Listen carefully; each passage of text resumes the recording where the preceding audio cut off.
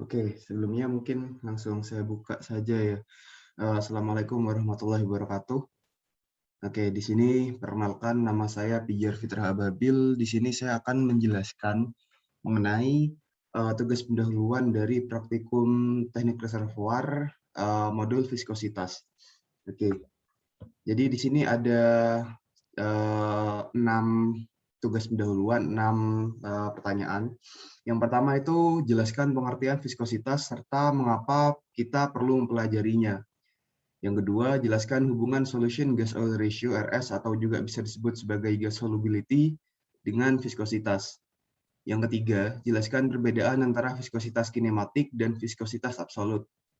Yang keempat, jelaskan hubungan viskositas dengan parameter seperti temperatur, tekanan, specific gravity, gas terlarut, densitas, dan juga derajat APA.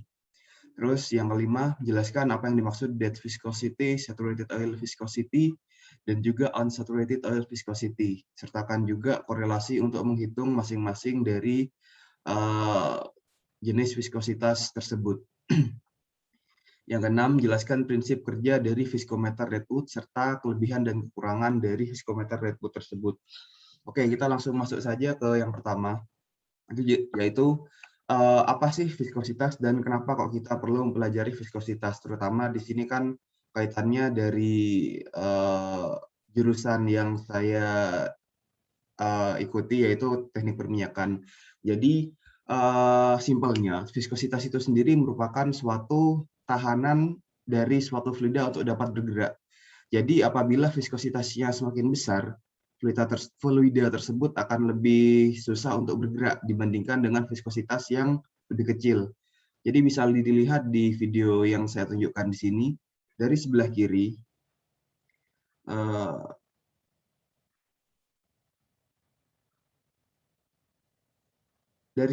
yang ini, dia itu kan bisa dilihat dia untuk mengalirnya dia lebih gampang daripada sebelah kanan, daripada dua yang sebelah kanan ini.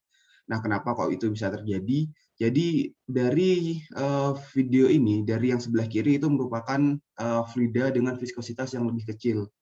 Semakin ke kanan, viskositas dari suatu fluida tersebut akan semakin besar. Karena viskositasnya semakin besar, maka fluida tersebut lebih susah untuk dapat mengalir. Bisa dilihat dari video ini. Yang ini ngalirnya gampang kan, sedangkan untuk kedua jenis fluida yang di sebelah kanannya, dia itu mengalirnya lebih susah karena viskositas mereka lebih besar. Oleh karena itu, mereka diklasifikasikan sebagai suatu fluida yang viskositasnya besar daripada kita tinjau dari yang sebelah kiri ini. Oke. Oke, selanjutnya itu hubungan dari gas solubility RS dengan viskositas.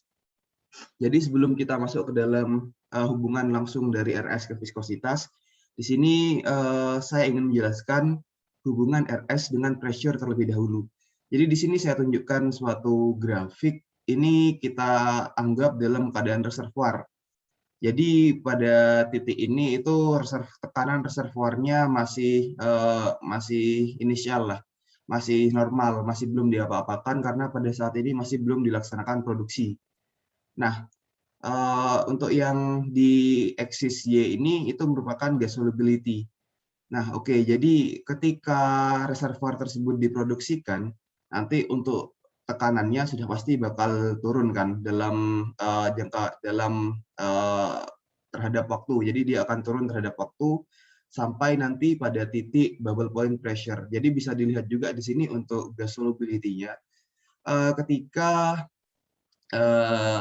ketika dia itu pada tekanan inisial reservoir dan dia itu masih belum sampai kepada titik bubble point, di situ untuk gas solubility-nya itu nilainya paling maksimum sampai titik saturated di sini pada saat PB.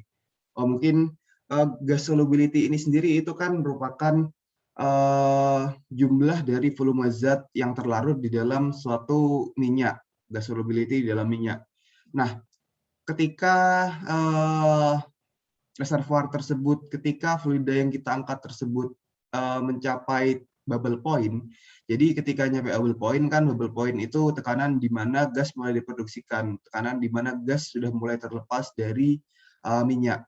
Jadi ketika nanti tekanannya sampai pada bubble point dan masuk ke bubble point, gas yang terdapat di dalam minyak itu dia akan mulai terlepas.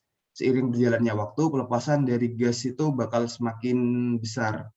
Jadi nanti ketika gasnya itu terlepas, zat-zat yang tersisa di dalam minyaknya itu ya residu-residu yang berat, misalkan kayak wax, parafin, dan lain sebagainya. Nah, ketika nanti gas itu sudah terlepas dan di sana itu cuma sisa minyak fraksi berat, otomatis dia itu kan bakal lebih susah untuk mengalir. Jadi kan untuk gas itu sendiri dia densitasnya itu ringan. Jadi ketika ada gas di dalam minyak itu bakal lebih mengurangi densitasnya karena kita bandingkan minyak fraksi berat dengan densitas suatu gas itu jelas lebih ringan dari densitas gas. Sehingga kalau misalkan di sana ada gas di dalam minyak, otomatis minyak tersebut bakal lebih ringan dan minyak tersebut bakal lebih gampang untuk bergerak. Sedangkan ketika sampai di bubble point dan gasnya itu sudah mulai terlepas dari minyak, yang tersisa itu hanyalah minyak fraksi berat, sehingga densitasnya semakin besar dan minyak tersebut akan lebih susah untuk mengalir. Oleh karena itu, di sini kita bisa tarik kesimpulan bahwa kalau misalkan gas solubility-nya besar, berarti gas yang terlarut di dalam minyak, gas yang terdapat di dalam minyak itu besar juga volumenya. Oleh karena itu nanti minyaknya bakal lebih gampang untuk mengalir, yang nanti akan menyebabkan viskositasnya itu kecil. Kalau misalkan gas solubility-nya kecil, jumlah gas terlarut yang terdapat di dalam minyak itu bakal lebih besar sehingga ketika gas solubility-nya itu kecil, itu gasnya sudah banyak yang terpisah dari minyak. Jadi jumlah gas yang terlarut di dalam minyak itu semakin kecil, yang mengakibatkan minyak yang tersisa itu residunya merupakan minyak berat, sehingga minyak tersebut bakal lebih susah untuk mengalir, yang menyebabkan viskositasnya itu besar. Jadi di sini bisa kita simpulkan juga hubungan antara gas solubility dengan viskositas. Itu apabila gas solubility-nya besar, berarti viskositas dari minyak bakal kecil. Sebaliknya, apabila gas solubility-nya itu kecil, maka viskositas dari minyak itu akan besar. Oke, jadi untuk hubungan antara gas solubility dengan viskositas seperti itu, kita lanjut ke soal nomor 3.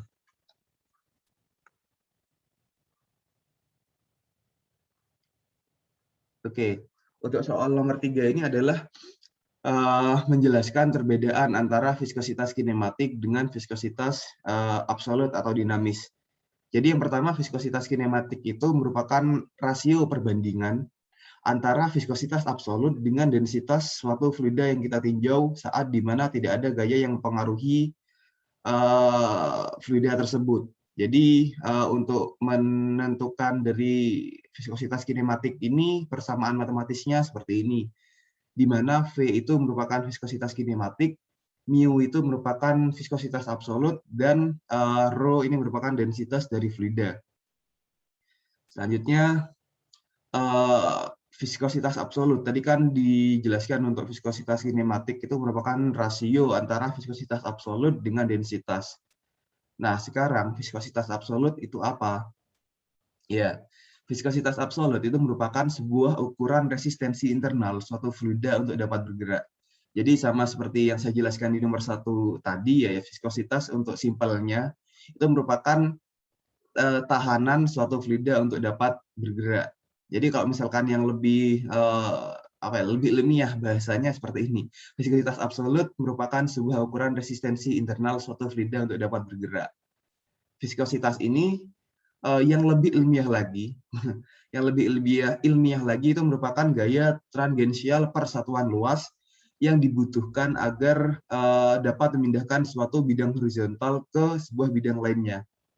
Ya, karena ini merupakan sebuah gaya trangensial, otomatis dia itu otomatis nanti hubungannya ada tegangan dan lain sebagainya. Jadi untuk menentukan rumus dari viskositas atau viskositas absolut itu persamaan matematisnya seperti ini. T tegangan geser sama dengan mu viskositas dinamis.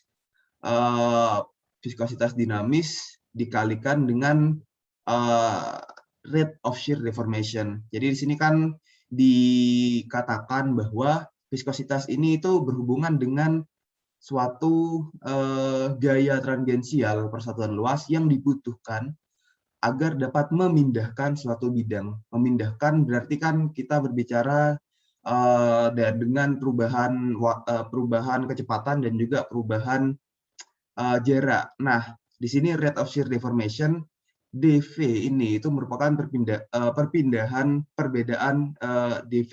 dari kecepatan dari suatu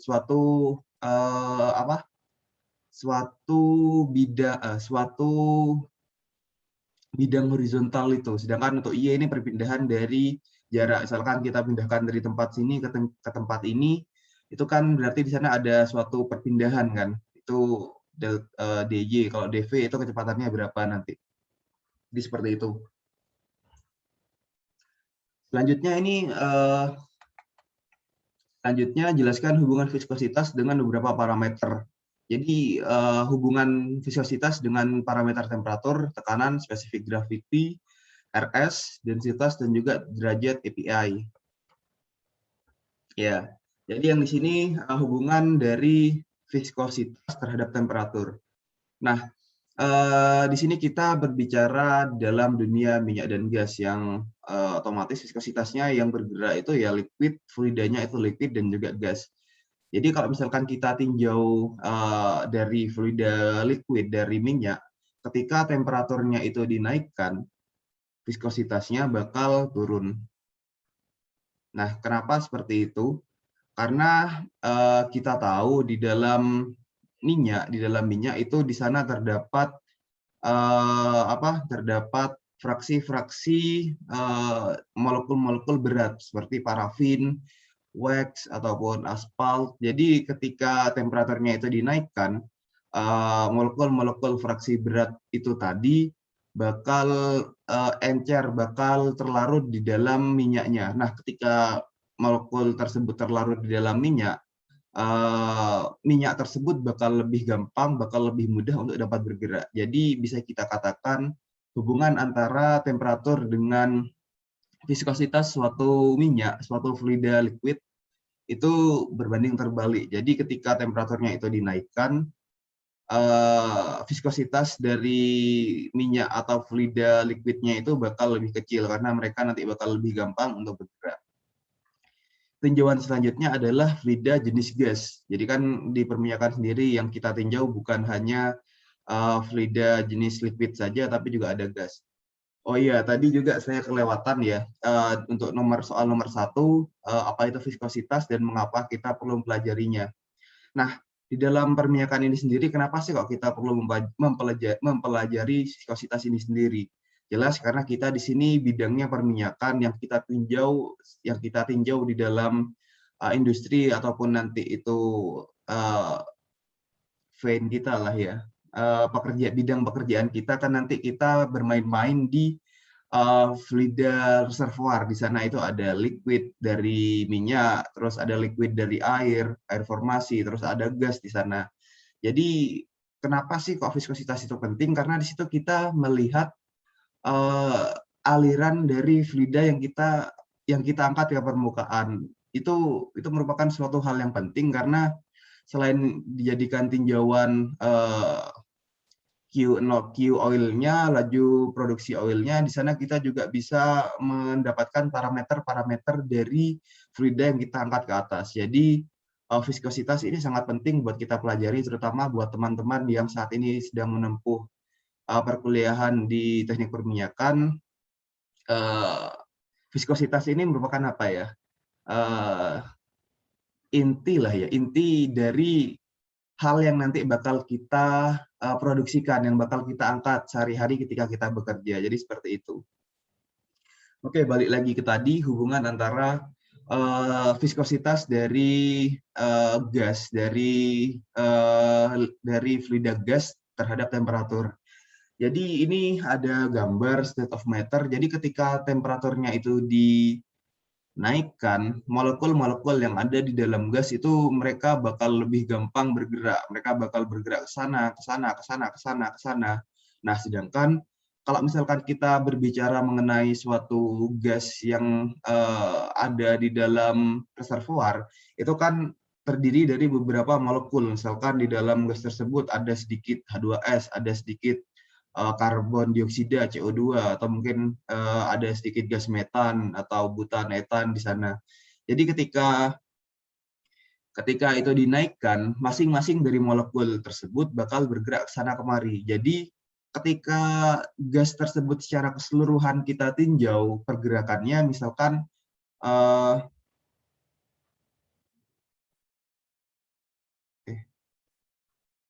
bentar, eh, mana gambar-gambar?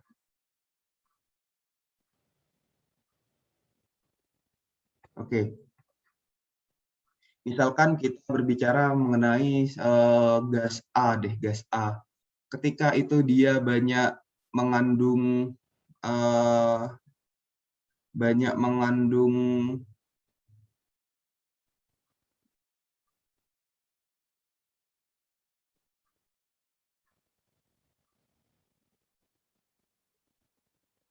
oke, maaf, eh, ketika kita berbicara mengenai gas A ya, ketika gas A itu mereka banyak mengandung molekul di dalamnya, ketika gas ini dipanaskan, suhunya dinaikkan, misalkan molekul yang ini nanti kan bakal bergerak bebas kan, molekul-molekul yang ada di dalam gas ini bakal lebih gampang untuk bergerak bebas ketika suhunya dinaikkan, gara-gara gaya kohesi antar molekulnya itu semakin kecil ketika suhunya dinaikkan. Sehingga setiap molekul dari gas ini dia misalkan yang ini bergerak ke sini, yang ini bergerak ke sini, yang ini bergerak ke sana, ini ke sana, ini ke sana. Jadi eh, untuk pergerakan dari gas A ini sendiri, ketika itu kita ingin bergerak pada suatu arah tertentu, misalkan kita ingin bergerak seluruh gas A ini itu bergerak ke sana, itu akan lebih sulit. Kenapa? Karena setiap molekulnya ini bergerak ke sana, ini bergerak ke sana, ini bergerak ke sana. Pergerakan dari molekul yang ada di dalam gas itu tidak sama untuk bergerak ke arah sana.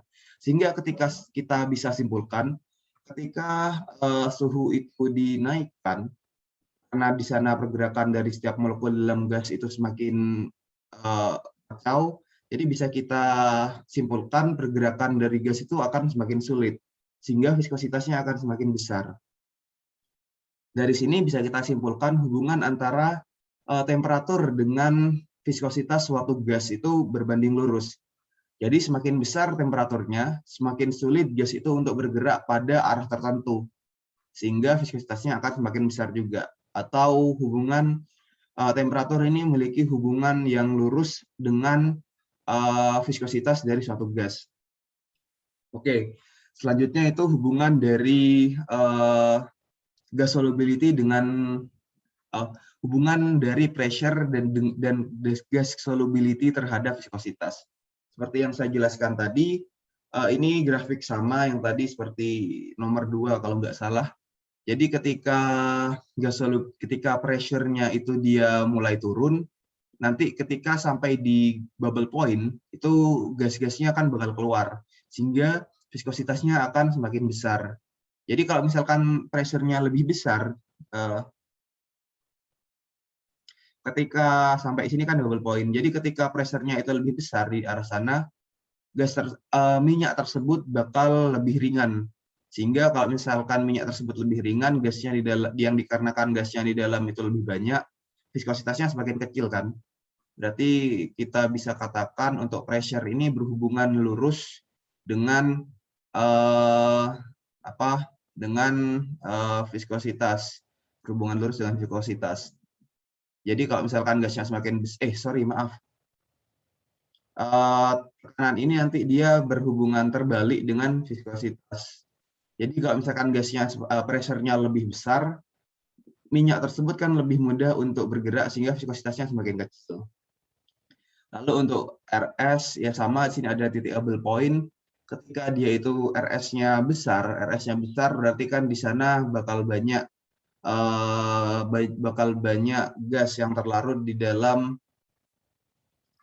bakal banyak gas yang terlarut di dalam minyaknya, sehingga dia itu bakal lebih ringan dari minyaknya, sehingga dia bakal lebih mudah bergerak, viskositasnya semakin kecil. Jadi RS ini berbanding terbalik juga sama seperti pressure terhadap viskositas. Karena kalau misalkan RS-nya kecil, RS-nya besar, dia itu kan minyaknya bakal lebih mudah bergerak, sehingga viskositasnya bakal kecil, seperti itu.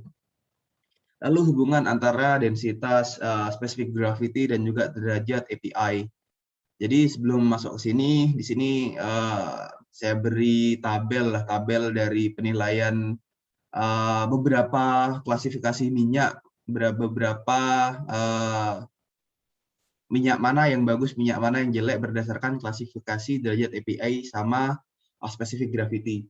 Nah, untuk densitas sendiri ini kan ya densitas minyak, sedangkan untuk specific gravity itu sendiri kan merupakan rasio atau perbandingan antara densitas suatu fluida yang kita tinjau, dalam hal ini itu minyak, terhadap fluida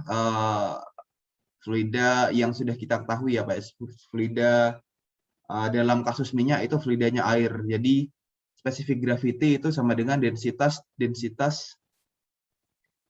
Jadi specific gravity itu sama dengan densitas dari oil dibagi dengan densitas dari water, dari fluida yang kita ketahui nilainya. Kalau misalkan water kan densitas untuk itunya kan 1 kg per itu kan. Nah, jadi di sini bisa kita simpulkan untuk specific gravity, dia itu berbanding lurus dengan densitas. Karena semakin besar densitasnya, specific gravity-nya bakal semakin besar. Seperti itu. Nah, untuk derajat API ini dia itu berbanding terbalik dengan specific gravity dan juga densitas. Jadi semakin kecil specific gravity-nya, semakin kecil specific gravity-nya, semakin besar derajat API-nya. Itu berbanding terbalik lah. Nah, di sini apa hubungannya dengan viskositas? Jadi minyak yang bagus itu dia itu fraksinya ringan, minyak ringan. Berarti kan kita bisa katakan kalau dia itu fraksinya minyak ringan, densitas dari minyak tersebut bakal kecil. Kalau densitasnya kecil, specific gravity-nya bakal kecil, dan derajat API-nya ini bakal besar. Jadi kalau misalkan densitasnya itu kecil, minyak tersebut ringan, berarti kan dia lebih mudah untuk bergerak. Jadi untuk minyak ringan ini dia itu viskositasnya kecil. Untuk yang minyak ringan ini mu-nya itu dia kecil, viskositasnya kecil. Di sini bisa kita lihat langsung hubungan antara viskositas dengan derajat API, ISG ataupun density. Jadi apabila apabila viskositasnya itu kecil, derajat API-nya itu besar. Berarti bisa dikatakan viskositas itu memiliki hubungan yang terbalik dengan derajat API. Ya, kalau misalkan API-nya besar, berarti minyak itu fraksinya ringan, sehingga klasifikasinya itu minyak tersebut bagus, termasuk minyak ringan. Untuk SG, kalau misalkan viskositasnya itu kecil, SG-nya dia juga kecil, densitasnya dia juga kecil. Dan rho ya, densitasnya dia juga kecil. Berarti kita bisa tarik kesimpulan bahwa viskositas ini memiliki hubungan lurus terhadap specific gravity dan juga density dari minyak. Oke, jadi seperti itu. Lanjut ke soal nomor 5, yaitu penjelasan dari dead oil viscosity, saturated oil viscosity, dan undersaturated oil viscosity, dan juga korelasi untuk menentukan nilai dari masing-masing jenis viskositas tersebut. Yang pertama itu ada dead oil viscosity. Dead oil viscosity itu didefinisikan sebagai viskositas crude oil pada keadaan tekanan ATM, atmosfer, dan tidak ada gas di dalam sistem fluida yang kita tinjau, dan temperaturnya itu temperatur sistem. Nah, korelasi yang digunakan untuk menghitung nilai viscosity dead oil ini ada 3, yaitu ada Bell's correlation, Bax-Robinson correlation, Glashow correlation. Masing-masing korelasi ini dapat dilihat di sini ya. Persamaannya ini viskositas dari viskositas oil, dead oil viscosity, OD, D ini dead, ya. Rumusnya seperti ini. Di sini ada derajat API. Di sini kita menggunakan tinjauan temperatur dan juga derajat API untuk Bell's correlation. Untuk nilai A-nya itu konstantanya persamaannya seperti ini. Untuk yang Bix-Robinson correlation, kita lebih simpel daripada Bell's correlation, itu 10 pangkat X min 1. Untuk X-nya itu ada Y, dan temperatur dikurangi ini, terus Y-nya itu 10 pangkat Z. Z-nya itu ini. Di sini juga dikalikan dengan derajat API. Jadi di sini tinjauannya sama, ada temperatur, ada API. Lalu untuk Glashow correlation, viskositas mu dari dead oil-nya itu ini. Di sini sama, ada temperature, ada suhu, ada derajat API. Oke, selanjutnya ada saturated oil viscosity. Saturated oil viscosity ini itu merupakan viskositas minyak pada saat bubble point pressure, pada saat tekanan bubble point. Makanya untuk saturated oil viscosity ini juga kadang disebut sebagai bubble point viscosity, karena viscosity ini terjadi pada saat tekanan double point. Korelasi yang digunakan untuk menentukan nilai viskositas jenis ini itu antara lain ada Chew-Connolly correlation, ada Bix-Robinson correlation. Untuk Chew-Connolly correlation berbeda dengan dead oil viscosity yang tadi. Kalau yang dead oil viscosity tadi kan yang ditinjau itu di sana ada temperature dan juga ada derajat API. Tapi kalau misalkan untuk yang saturated oil viscosity di sini itu yang digunakan yang pertama ada nilai dari viskositas dead oil-nya tadi. Jadi sebelum kita menghitung ketika pada titik di bubble point, kita menghitung dead oil-nya terlebih dahulu, nilai viskositasnya berapa. Terus di sini ada A, ada B. Untuk A itu di sini meninjau juga ada gas solubility, RS gas solubility. Untuk yang B ini ada, terus CDE itu ini, mereka semua sama-sama meninjau terhadap gas solubility juga di sini dikalikan dengan RS.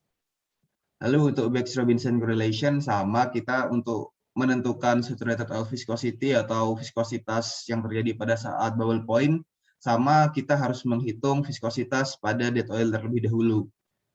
Sebelum kita substitusikan dimasukkan ke persamaan ini. Di sini juga sama yang ditinjau, di sini ada gas solubility. Kenapa kok pada saat saturated oil viscosity di sini menggunakan tinjauan gas solubility? Karena gas solubility ini sangat bergantung terhadap bubble point. Jadi pada saat double point, pada saat titik bubble point, gas solubility-nya itu maksimum. Karena pada saat mencapai di titik bubble point, itu titik maksimum dari gas solubility. Karena kalau misalkan pressure-nya decrease lagi, gas tersebut sudah akan mulai keluar. Jadi bakal berkurang untuk nilai dari gas solubility-nya. Maka di sini digunakan pada saat titik bubble point.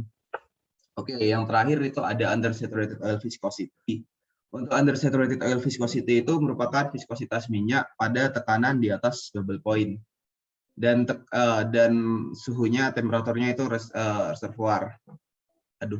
Metode korelasi yang digunakan untuk menentukan viskositas jenis ini itu antara lain sama, ada Bell's correlation, cuman bedanya yang awal itu dead oil viscosity, kalau ini itu untuk menentukan undersaturated oil viscosity. Ini Chew-Connolly correlation ada kesalahan ya sepertinya, karena ini sepertinya yang ini cuman saya lupa hapus.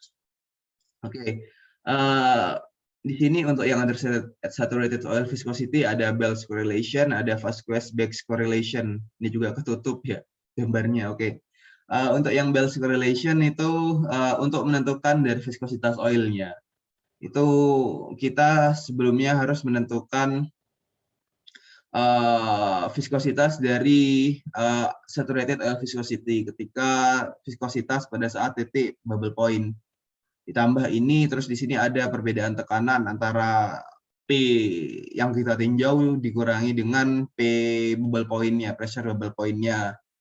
Ini ya sama kayak ini. Oke. Terus untuk Vasquez-Bix correlation sama, untuk menentukan viskositas pada saat tekanan di atas bubble point ini, itu sebelumnya kita harus menentukan viskositas pada saat undersaturated, pada saat saturated ya. pada saat saturated, di mana P-nya itu sama dengan bubble point. Di sini sama ada pressure, terus ada pressure bubble point dipangkatkan dengan M, di mana M tersebut ini pressure pangkat, terus ada ini juga. Oke. Next, yang terakhir itu tentang Redwood Viscometer. Redwood Viscometer ini salah satu alat yang digunakan untuk menentukan viskositas, selain nanti ada Oswald Viscometer dan yang lainnya. Oke, Redwood Viscometer ini merupakan alat yang digunakan untuk menentukan viskositas pada temperatur yang tinggi. Prinsip kerja dari viskometer jenis ini itu adalah dengan mengukur waktu alir minyak. Jadi waktu alir minyak itu dimasukin ke dalam viskometer sebanyak 50 cc ke dalam gelas ukur menggunakan viskometer Redwood dalam waktu tertentu. Nanti yang dihitung itu waktu alirnya menggunakan Redwood viskometer ini. Untuk kelebihannya, alat ini itu lebih mudah digunakan daripada kayak Oswald Viscometer dan lain-lainnya itu. Nah, alat ini itu dapat digunakan untuk menentukan viskositas crude oil yang memiliki fraksi berat, karena di sini untuk pemanasnya itu bebas, tidak hanya menggunakan air nanti, jadi bisa kita gunakan pada temperatur tinggi. Kita tidak perlu menentukan konstanta alat, karena kita langsung yang dihitung itu waktu alir minyaknya. Fluida pemanasnya mudah diganti, kenaikan temperaturnya sangat cepat. Ya, karena di sini didesain buat temperatur tinggi, jadi suhunya bisa panas, sehingga untuk kenaikan temperaturnya sangat cepat. Ukuran water bath-nya itu sangat kecil, sehingga menyebabkan waktu yang dibutuhkan untuk air mencapai T yang dikehendaki itu lebih cepat. Ini kalau misalkan kita menggunakan fluida pemanasnya itu air ya. Nah, ya karena temperaturnya tinggi, jadi untuk mencapai T yang kita inginkan itu bakal lebih cepat. Pengontrolan temperatur lebih mudah, waktu air minyak relatif itu juga cepat, tidak seperti di viskometer Oswald. Namun kekurangan dari viskometer jenis ini itu yang pertama, terbatasnya suhu pengamatan. Kenapa seperti itu? Jadi nanti kalau misalkan kita menggunakan air sebagai pemanas, kita tahu bahwa air tersebut titik didihnya itu 100 derajat Celcius. Jadi apabila itu di atas 100 derajat Celcius, air tersebut bakal berubah